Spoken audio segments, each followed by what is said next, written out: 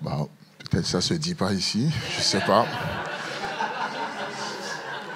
Ouais, je suis... Peut-être, on dit, tu es monté pour prêcher et non pour nous saluer.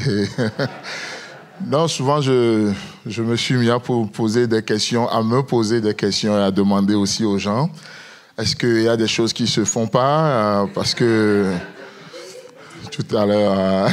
donc, je vais apprendre. On essaie de nouveau? Ah, peut-être que cette fois-ci, ça peut marcher. Bonjour, l'Église de Jésus-Christ. Oh! D'accord, merci beaucoup. Un grand privilège pour nous d'être là avec mon épouse Chantal.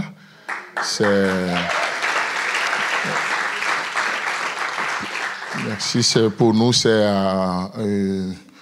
on a vu Dieu répondre à nos prières. C'est une marche de foi et nous continuons. Et je crois qu'on aura le temps de parler en long et en large. Mais je veux me contenter juste de faire l'introduction ce matin, d'introduire cette mini-conférence. Hier, on avait écouté une pensée de Pasteur Mathieu qui m'a beaucoup travaillé. Et Dieu faisant bien les choses, au-delà de la fatigue, j'étais rentré pour me coucher, mais le sommeil n'était pas au rendez-vous. Donc je dis, bon, au lieu de perdre le temps, on peut le racheter. Alors j'ai compris qu'il faut que j'étudie. Donc, je me suis levé, allé dans le bureau à côté jusqu'à 2-3 heures du matin. Et puis, voilà, j'ai passé un très bon temps. Et je vous propose ce matin un verset juste pour introduire. C'est dans Philippiens chapitre 1, le verset 6. Et on va lire et puis on va prier. Philippiens chapitre 1, le verset 6. Je suis persuadé que celui qui a commencé en vous cette bonne œuvre la rendra parfaite pour le jour de Jésus-Christ. Amen. Seigneur, merci de bénir cette portion. Merci de nous faire du bien. Nous voulons te voir, nous voulons te rencontrer. Que ta parole soit une provision pour nous ce matin. Merci de nous faire du bien au nom de Jésus. Amen. Alors donc, nous venons de lire juste un verset très, très intéressant, un verset sur lequel j'ai beaucoup médité ce matin ou cette nuit. Ici, il est question d'une œuvre. Il est dit que celui qui a commencé en vous cette bonne œuvre, donc cette œuvre est qualifiée de bonne. Il est question d'une œuvre qui est qualifiée de bonne. Une œuvre qui a commencé en nous. Et deuxième chose, il est question de celui qui l'a commencé. Et cette personne est qualifiée de fidèle. Et j'aimerais attirer notre attention sur ces deux choses. L'œuvre qui est qualifiée de bonne et celui qui l'a commencé qui est qualifié de fidèle. D'accord? Donc ça veut dire quoi? Ça veut dire que Dieu agit dans nos vies. Dieu fait une œuvre. Et c'est intéressant de savoir que cette œuvre non seulement a été commencée, mais cette œuvre a été aussi achevée. Comme on le voit dans Jean chapitre 19, le verset 30. Tout est accompli. Dieu a commencé cette œuvre dans nos vies. Bien sûr, nous sommes en termes de salut progressif, nous sommes dans une phase expérimentale où on a besoin de grandir, de connaître Dieu de plus en plus. Mais j'aimerais amener ce verset dans le contexte de ce qu'on a entendu hier, la mission, et combien c'est tellement merveilleux.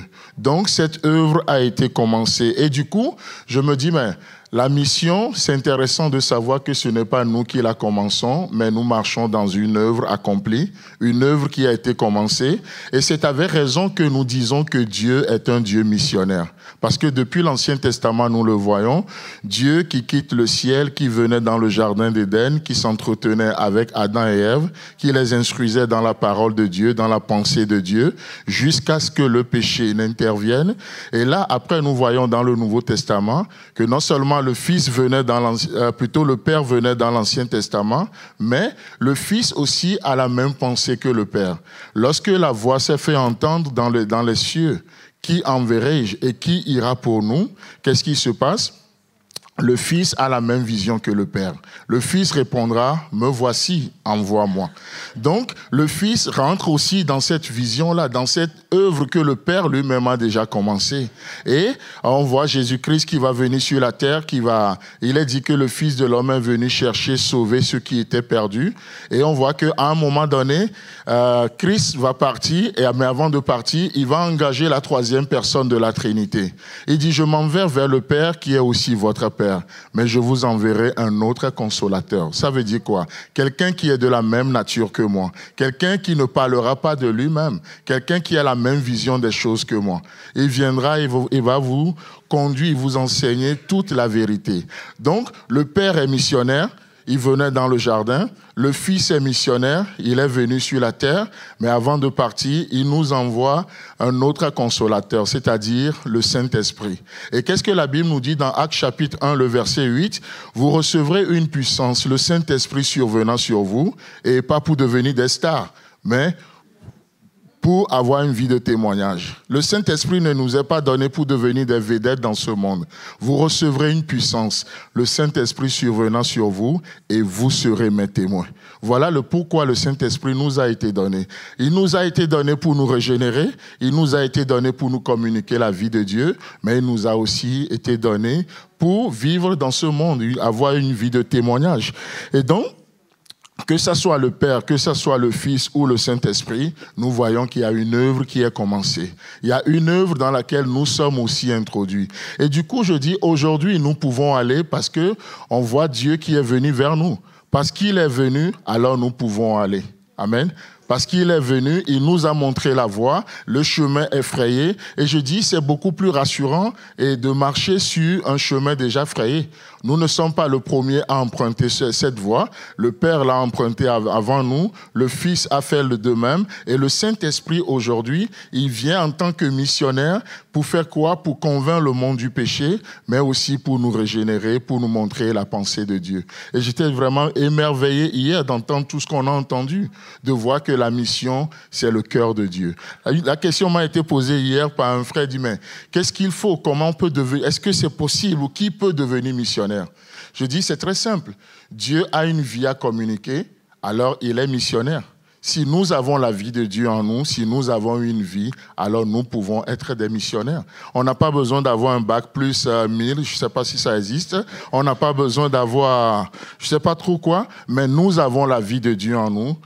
Nous avons Christ en nous, l'espérance de la gloire. Je trouve ça tellement merveilleux. Et donc, avec Christ en nous, nous pouvons aller vers les gens pour donner de l'espoir aux gens. Avec Christ en nous, nous pouvons aller communiquer la vie de Dieu. Et je dis, ça, c'est notre mission. Ça, c'est notre mission. Voilà pourquoi Christ est venu. Et voilà la raison pour laquelle nous allons aussi. Que Dieu nous bénisse et passons une bonne conférence. Amen.